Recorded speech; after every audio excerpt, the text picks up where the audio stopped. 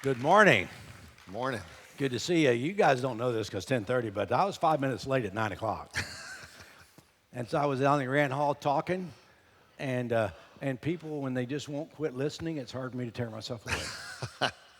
Anyway, so I was a little bit late, but it reminded me of a story, and I'll tell you this story about forgiveness, because Troy was very gracious in forgiving. So, but years ago, my wife loaned her car to someone, and she has a CRV, and it's a CRV where you have a shifter in it.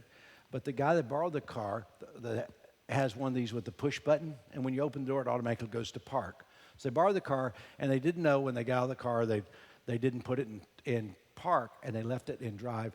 And they walked away from the car, it rolled out of the parking space, across the parking lot, jumped the curb, and hit a tree.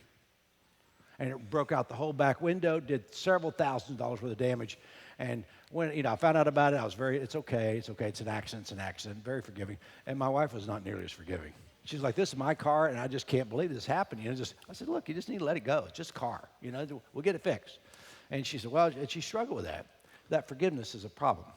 See, it was not for me, especially since I'm the guy who borrowed a car. Fair enough. So, I'm much more forgiving when I do something stupid than other people. But That's right. But it's great to be here today. Thanks for the forgiveness of the earlier service. And where the joke is, I obviously didn't have enough margin, or I'd have been in here on time. But today, this service, I'm here. The margin's there, and margin is the extra, isn't it? That's right. It's the reserves around the text of the book, margin on the highways, margin if you're a farm, you have margin around the fields. Airlines, if you want more margin, you get out of coach and you go to premium economy, business class, or first class if you want the most margin, right? Mm-hmm. It's the space between where we are and our limits. That's right. And sometimes when you run, and any runners here, you jog, maybe at some time in your life you ran, yeah, there's two of you. I used to do a lot of running, and the thing is, when you're running full speed, there's no margin because you're at full speed. And the problem is we go too many times in our culture at full speed, and we have nothing left. When I run, I like to jog. That way, if I need to run faster, I could, in my mind, run faster. But that's margin that's there. How else is margin? Yeah, for me, this series has been very impactful for me. The great Martin Luther said it the best. He said, we often teach best what we need to learn most. And this has been a series that's been very impactful for me. So let me break it down how I view this series. This is our last teaching today. Margin, for me, has been the space between what I know I can do and the limit of what I should do. I need to create breathing room that keeps my soul from getting burnt out, right? It's where I can slow down long enough and find peace within the pause so I could hear God clearly, love people more fully, and live my life a little bit more wisely. So for me, margin has been that space that actually keeps life livable, the gap between my limits and my breaking point. So for me, it's always been about this notion of peace. Peace is never the absence of contention.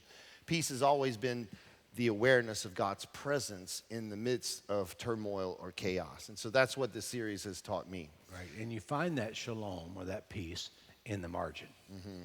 Rarely do you find it when you're running flat out. So the first week we talked about how relationships are built in the margins. Our relationship with God occurs in the margin.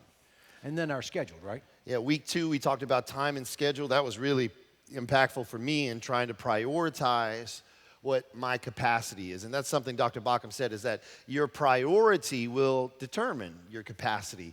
You will do the things you create margin for in your life. And for some of us, that is the removal of margin. And so in week 3 was awesome, financial margin. And we looked at this idea that many of us, because of our culture and keeping up with the Joneses, our spending outpaces our income, and that can create stress and anxiety in our life. So we need a little financial margin. And last week we talked about moral margin, or let's use the word sexual margins. What does that mean? I do know that at the end of the service, we talked a lot about sex last week. If you want to watch it, you can go tune in and watch it online. We're not going to repeat that. But I know that at the end of the service at 10:30 last week, I said, Troy, close in prayer. And he said, oh, God, thank you that this talk is over. Amen. So, I mean, it's hard to talk about sexual things, but the summary is that, no sex for kids, sexual abstinence for teenagers. As you get into adulthood, you know, the more active you are at a young age, the more active you probably be at an older age. And then in a marriage relationship, you need to make sure you build boundaries. And let me give you an example. I have many friends of mine who are clergy, pastors. I've been a pastor for 44 years. And in my lifetime, I have some of my friends who've gone through schooling for pastor churches, but all of a sudden they quit pastoring because they had an affair. Something happened. And how does that happen? Well, one of the things I learned early on in one of the counseling classes I had in seminary is that you want to make sure that you build some fences around the cliff. Here's the edge. If you're a pastor, guess what? You have a sexual sin, you have an affair with somebody, your job probably here is over, more than likely. It's just something that doesn't happen. But how do you keep from getting so close to the edge that every day you're finding, and one day, you know, the guy said I didn't see it coming, it just happened. For me, because of that, I built a fence 25 feet away from the edge of that cliff. Fair enough. I'm going to stay way away. It's not going to be by accident. I mean, I do things and build margin in, and we do that through making sure we take care of ourselves professionally, but also personally and also sexually. Make sure that you keep within that boundary area. And so what does that include? You know, I have certain things for me that you don't have to do these things, but certain things I do is perception is reality for pastoring. I don't let a woman usually ride in the front seat of my car with me by myself because I don't think it looks good. And you say, well, are you doing anything wrong? Nope, I just don't think it looks good. Why is that? Well, years ago, I was driving down 41 in a car, in a van, and there was a lady in the front seat. She was blonde, and my wife's not blonde. And her husband was in the back seat. He said, oh, you sit in front, honey, and she did. And one of my church members, this is before I started Suncoast, one of my church members called and said, I saw you driving down 41 with a blonde. It's not your wife. I said, did you see her husband in the back? She said, yes, but it ruins a good gossips. And I go, so the next week my aunt came in, here's my aunt, like, 700 years old. I said, get in the back. So, but, it's not about being chauvinist or anything. It's about, and is that okay for you? No, you do whatever you feel like is right. For me, I have to set certain fences to keep me away from the edge. Perception is reality for a pastor, so I try to do that. So, but margin, how do we get more margin in our life? I mean, margin helps us with a lot of different areas, but for stress particularly. That's right. And I think that's the whole point of this series is our job is to help you create less stress in your life. Because I know for me, clarity is a huge thing, particularly with my relationship with God. And the more stress, the more anxiety I have, it seems the more distorted that download capacity God has in my life. It gets distorted. So today, week 5, professional margin. And this is for our professional careers, all of the things that we do in the workplace. Because most of us have jobs, we're in the marketplace, the workplace. But if we're honest, a lot of us are workaholics. We're part of a American hustle culture is what it's known as. It's this sort of elevation and worship of just hustle and glorifying sort of our net worth and what we've become and all the things that we acquire. But if we work all the time, how can we ever have margin for the peace that God wants if we're just workaholics and we get up every day and we travel to our place of work and we put in all this work and we put all of these hours? Where's the margin in that space? Yeah, and I think that's a struggle for a lot of us. And sometimes it's about priority.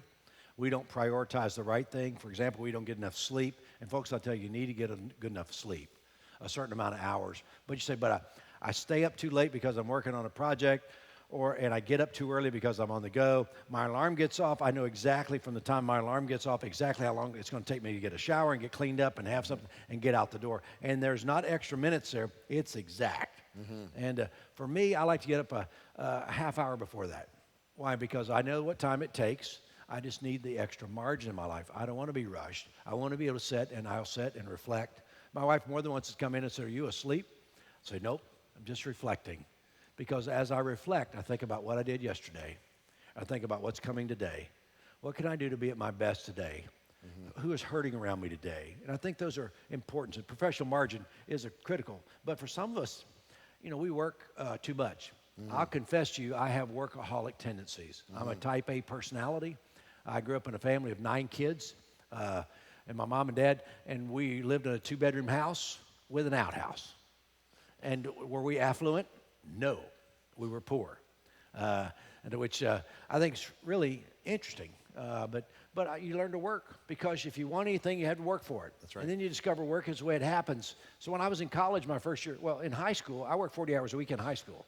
When I went to college, I had a job. I went to work. I'd leave it, get up at 2:30, be at work by 3, off work by 7:30, back to the campus by 8, take classes from 8 o'clock till 4 o'clock, and went to work my second job from 5 o'clock until 9 o'clock at night. I averaged 3 hours of sleep for months. I would pull up to a traffic light and stop and fall asleep at the light. Is there any margin there? No, but I'm young and stupid. You know, I'm different today. I'm old and stupid. I mean, but sometimes as we get older, we begin to realize I need to make sure that I get enough rest. And some of you football people, you stay up way too late and watch a football game. Like Florida State, who lost. LSU, how'd they do? I don't want to talk about it. Exactly. And University of Florida lost. I mean, I'm just like, holy cow. And here's the thing, I didn't stay up for those. I get up in the morning and say, what was the score? I'm glad I didn't watch that game. Because but sometimes we put ourselves in a place to where our sports addiction can take a place of our sleep, and we need to be very careful that we have margin.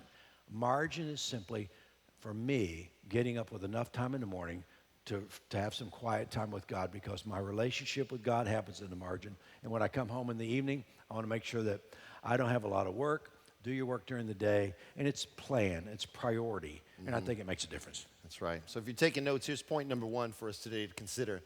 God wants to give us insight into our professional margin.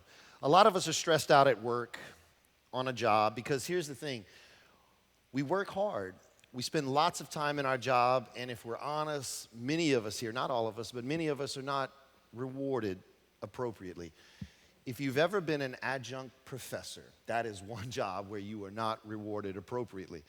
And I remember that time in my life when I was finishing my PhD, I had 8 W-2s in the year 2020. 8 W-2s. I was working at multiple colleges, some face-to-face, some online. I remember I walked into a class on a Tuesday afternoon, and I looked around and I said, who the heck are you people? They were like, who are you? I was at the wrong campus. I went to the wrong campus. I was in the wrong class. I had no margin in my life. Every day was filled with teaching.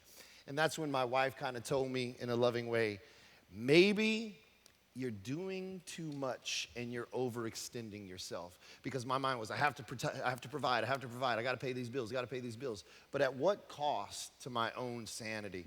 And there's a story in the Bible that kind of reflects that. Yeah, and before we get into that, I just seem like you can't keep a job. That's right. So 8 W-2s, my I'm glad gosh, I'm that's still amazing. here. But God wants to give us some insights into professional margin. My record is 7, so you outdid me on that one. Man. But what's the story in the Bible that we're going to look at today is the story of Moses and his father-in-law Jethro. Now, it's found in Genesis chapter 18, verses 13 to 24. I'm not going to read the whole thing. You can watch it later, or read it really if you want. But let me sum it up for you. Here's Moses, who leads the people of Israel out of Egypt. And he's taken them into the desert.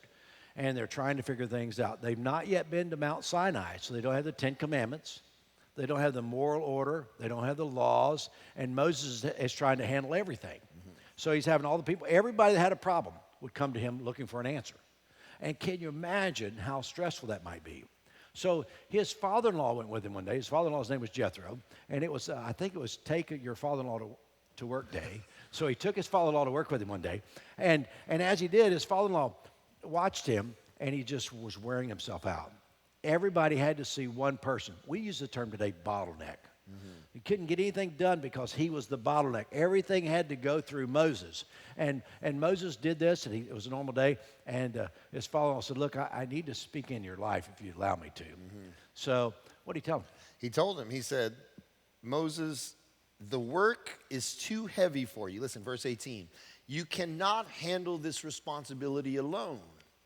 I'm going to give you some advice. Select capable men from all the people, men who fear God, trustworthy men who hate dishonest gain, and appoint them as officials over thousands and then hundreds, fifties, and tens. So Jethro is saying, you have overextended yourself, but yet I get it. You get this sense, I mean, isn't this true for our culture? You get that sense of importance. People come to me. People depend upon me. But again, I would ask, at what cost? So Jethro gives him a little bit of advice, and he says, break down and delegate your responsibility, because overextension is never a good thing. Yeah, and if I were Moses and my father-in-law came to me after I took him to work with me, and he'd basically say something like this, son, you're doing this wrong. Anybody want to hear that? If he'd said that to me, I'd say, Jethro, my father-in-law, with all due respect, I'm Moses.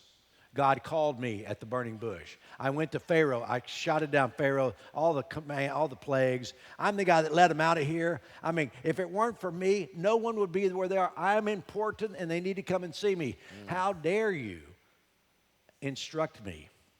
Yet Moses did not have that audacious haughtiness that Troy and I would have, that I would have. He's more humble. He says, tell me what I need to do. He says, look, you got to set people down in these groups because you're going to kill yourself. And people are going to be frustrated. It's not a good plan for you. So, and it reminds me, we're really not very good at a lot of things. That's right. We're only good at one or two things. Yeah, if we're honest with ourselves, we're not good at being a jack of all trades, but there are certain things in our life where we're very, very good at, that sweet spot. And of all the things that are expected and required of us, if you focused on the main things that your job components comprise of, focus on that and watch what happens. Because if we become yes people, that means if we say yes to everything, then we diminish our productivity. That's the truth. Because when we match these two things up, hey, I realize I'm good at these 2, 3, 4 things, and that's what I'm going to focus on in this job. Here's what ends up happening. You begin to hit the bullseye more than you miss it. You begin to hit the target of what your work actually encompasses as opposed to all of the sort of ancillary things. And that's sort of the idea here of what Jethro is trying to tell Moses. But I mean, imagine being Moses, the resume he had. I did this, I accomplished this, I have this education. But Moses doesn't approach the critical nature of Jethro's comments with any other heart than to say, thank you. I did not see that in me. I did not see that. I'm just trying to do everything I can. So the way I say it is like this with professional margin, to be very practical. Professional margin in our life is not about doing less work. It's about doing the right work. Because here's what Moses suffered with that he couldn't see, that many of us probably can't see in our own life. Burnout is not a badge of honor to wear. It's a breach of wisdom. Because especially coming from a religious context, if you confuse busyness with faithfulness, you're going to trade making a powerful impact in your community for your own personal exhaustion.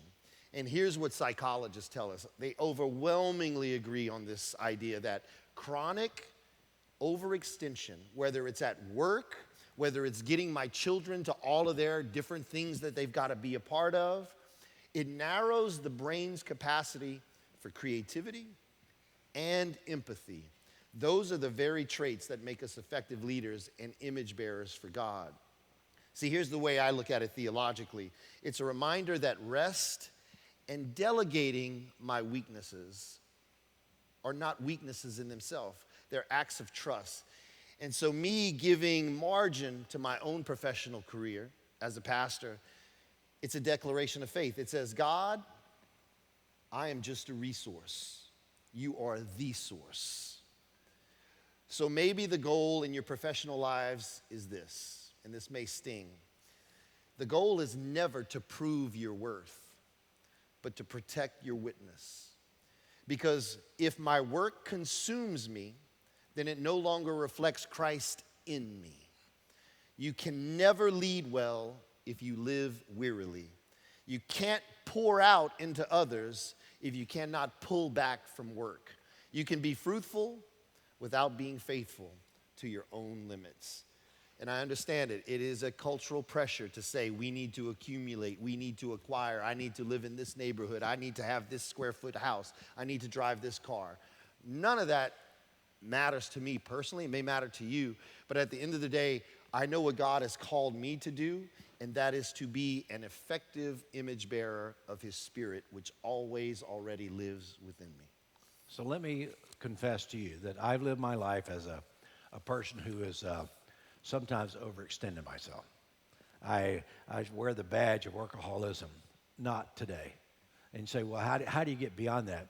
It's the process. One of the things I did learn is that, and I've been married all these years, but after working and working and working so much, if I overextend myself and I don't get enough rest, my body will say, you're going to pay me now or pay me later. Mm-hmm. I would be sick about every 2 months for about a week. And it's because I would not stop. It just burned it at both ends. My mother, will be 100 this summer. She says, when you burn the candle, he who burns the candle at both ends burns up quickly. Mm-hmm. Good proverb there. And I think that as I've gotten older and as I've discovered this, when I discovered my quiet time, I discovered my margin, because it sets the tone for my day. And you say, well, how much time? Folks, I'm only talking 10 or 15 minutes a day. But some of us run so hard we don't have 10 or 15 minutes a day to intentionally sit back and think about yesterday and think about tomorrow. And some of us need to do that because it'll help us create more margin in our lives. I mean, it's very easy to work all the time. Mm-hmm. What's better is to measure it out and make sure you put quality time with your kids, your family. I guess the word we're looking for is balance. Mm-hmm. And here's the frustration for me. I get my life all balanced out, and then next week it's unbalanced again. Mm-hmm. Then I have to work it out the next week and get it balanced again. It's never it's a one-time fits and it's done. It's a continual process of making sure we live within the balance of life. That's right. Here's point number 2 if you're taking notes. To get professional margin, we need to focus. Focus. Like we think focus like for a camera or our iPhones, we touch the screen, things come into focus. Focus is what's going to help us do less and accomplish more. Because productivity happens when I focus on this in my life, my strengths. My strengths. I remember when I was a youth pastor a long, long time ago in Dallas, my strengths are communication and relationships. Do not ask me to collect parent forms from parents whose kids are coming on trips with me. I have zero administrative skills, zero. But yet I worked for a church that they were really pushing, focus on your weakness, strengthen your weakness. And I said, if I focus on my weakness, then my strength will become weaker. Let me focus on my strengths and delegate my weaknesses. Because here's the thing, I want to play to my strengths and delegate my weaknesses to someone else. Because too often, what happens is we wing it in the area we're strong in and spend too much time on the area that we're weakest in, and you will lose strength in your greatest strength. And that's what I saw happening. Yeah, and being a people person like you are and being a charismatic speaker and personality, can you imagine saying, but you need to get to the office, spend 9 o'clock to 5 o'clock in the office every day, in your office by yourself. That's not where you do well. No. You do well out meeting people, greeting people, talking with people. That's where your strength is. And sometimes people want to push us to areas that we're not very good. For example, we have so many areas of volunteering here, which we think are important. And one of the areas that really is one of the larger volunteer areas of the whole church is the children's area. Mm-hmm. And here's what we'd say. If you love kids and you want to make a difference, this is what let me step back. If you want to greet at the door, you can greet people. The children's directors say, but if you want to change a kid's life, work in children's area. If you love kids, it may be something you volunteer once a week, once a month, once a year, whatever frequency works for you.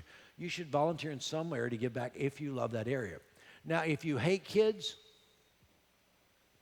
we don't want you in there. The kids don't want you in there. I mean, that's why it's so hard to get anybody to work in middle school. I mean, it's just a certain age group. We're in middle school, parents are they say they're a challenge, but we have great people that love middle school. I mean, they love them. Mm-hmm. I go, God bless you. Everyone who loves that. but we try not to put a square peg in a round hole. We try to make sure we line them up okay. Why? Because you will serve so much better in a place that you love than just because you're doing it out of obligation. That's right. Right? Because I love this type. This is an area I'm very good at. And some of you are so gregarious, you need to be at the door greeting. That's right. People come in, you're just greeting them and smiling and hugging. You know, Sarah's a prime example of that. I mean, just great examples of people who love it and greet in that way. We love for people to work in the area of their sweetness and their strength. That's right. So think of it this way. Here's a very practical way. There are anomalies in the sports world, right? There are some sports athletes like Deion Sanders who is good at every kind of sport. He's probably great at bowling. Who knows? He's not too good a coach. Well, that's different. But imagine asking someone like Tom Brady, one of the greatest quarterbacks ever, hey, man, we need you at linebacker. That's not his strength, right? Or asking a pitcher in the Major League Baseball era, like someone like Kurt Schilling, one of the greatest pitchers of all time. Hey, Kurt, we need you to hit 45 home runs every year. Well, if he begins to focus on his batting, he's going to lose strength in his pitching. We never ask these guys, once you discover who you are and what your strength really is, then you become absolutely valuable, not only to your family, to your workplace, but really to God's kingdom in knowing like this is what I was built for. And it may be greeting at the door or working in children's ministry or youth ministry.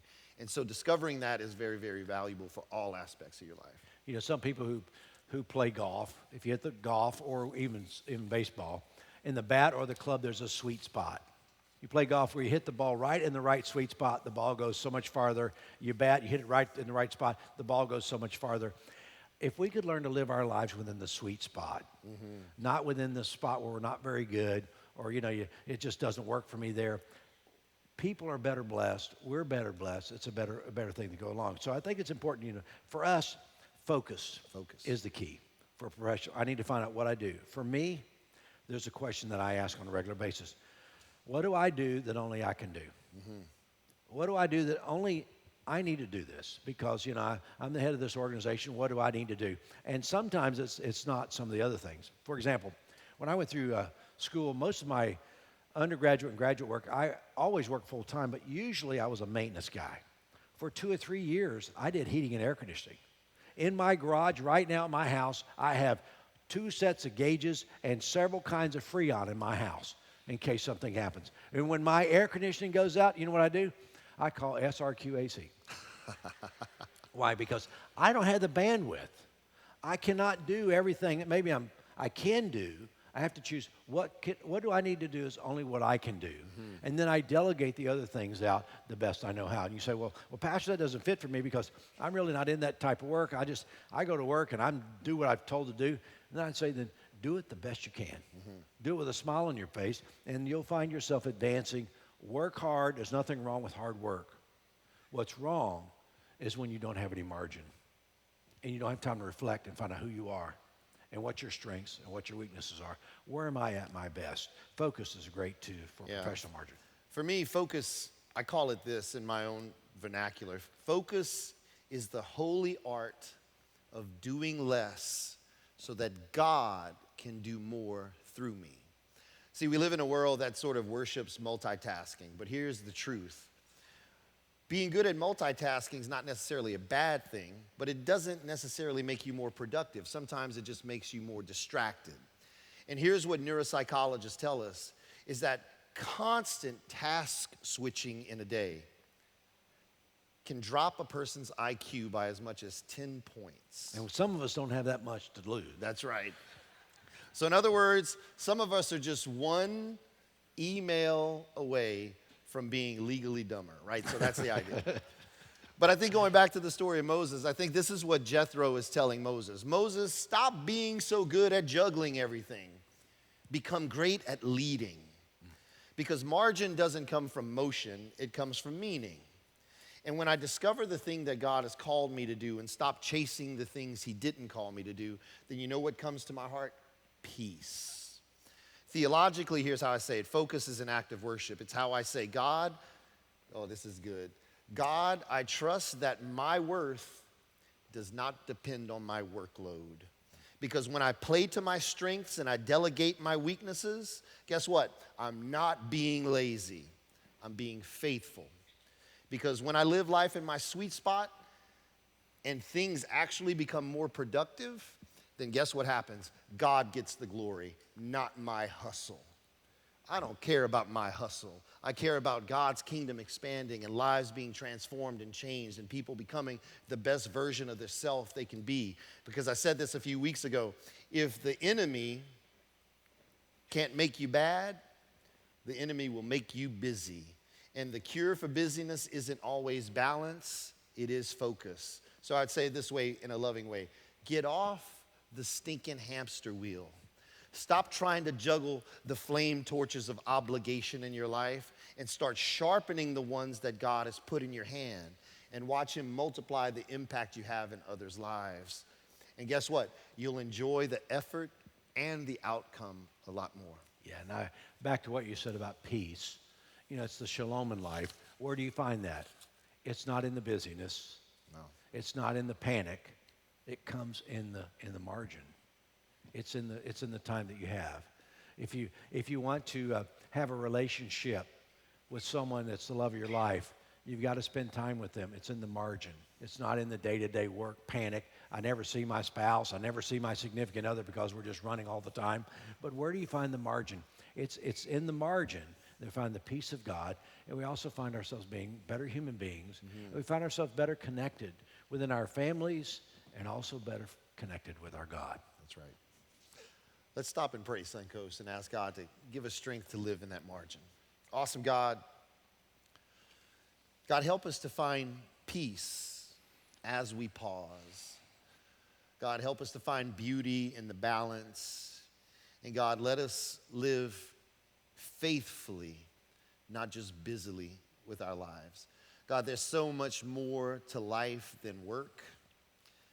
And God, remind us each day as we stop to reflect and to focus, God, that our worth is never determined by our workload. So God, give us strength and courage to create that margin in our lives professionally, to do the things you've called us to do. Yes, God, to do the things we have to do, but to do those things you've called us to do, to discover our strengths and to lean into them. God, we ask this in the strong name of Christ. Amen. Would you stand, please? I want to tell you a story in closing. And if you want to watch any of these teachings again on margins, they're on YouTube. You can go back and watch them at your convenience, or especially the one the joke is the one about sex that we talked about last week. Like at the end of the service where Troy's, prayed the prayer, God, thank you, this is over. There's so many parents who come to me and say, I want that. I want to send it to my kids. I want them to hear it. Because sometimes it's easier for us to say than for you to say. And it takes a little bit of the pressure off. So let me tell you a story. One evening, there was an old Cherokee chief that told his grandson about life. He said, life is a battle that often goes on inside of people. He said, my son, the battle often is between two wolves in your life. He said, one wolf is evil. It's anger, envy, revenge, sorrow, regret, greed, arrogance, guilt, resentment, lies, false ego, superiority. That's one of the wolves. But there's another wolf, and it's good. It's joy, peace, love, hope, patience, humility, benevolence, kindness, faithfulness. And the young boy looked at his grandfather and said, but Granddad, how do I know? They're both two wolves in me. How do I know which one will win? And the grandfather said, the one you feed. See, when we begin each day with God, we feed the good wolf and discover the spiritual margin that our hearts long for. We'll discover so much more, and the good part of us will be so much better. So I'm here to remind you of something today that you need to hear, that there's enough space in God's economy for you. There's enough love in the margin of God's heart for you to come in wherever you are today and be embraced by him. He loves you today. And so do we. God bless you. Thanks for coming.